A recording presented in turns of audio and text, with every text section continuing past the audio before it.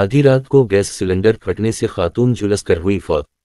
जिला निर्मल भायंसा मंडल के मौजा कामुल मुस्तकर में हफ्ता की शिर देर रात की एक गैस सिलेंडर फट पड़ने का हादसा पेश आया। इस हादसा में एक खातून शदीद तौर पर झुलस जाने से फौत हो गई।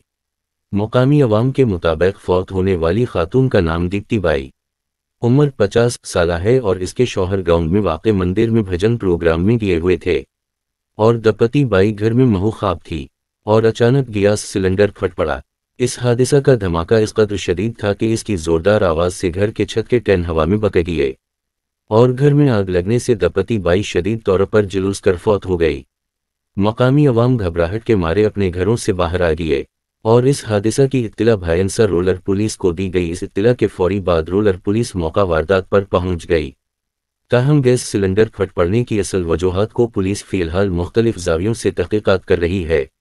अचानक हुए इस हादसा की खबर गांव में जंगल की आग की तरह फैल गई और मकामी लोग खौफज़दा हो गए। हादसा में खातून जिंदा झुलस जाने की खबर सुनकर लवाहिकीन और मकामी अवाम में गमवाओ गुस्सा की ला दौड़ गई।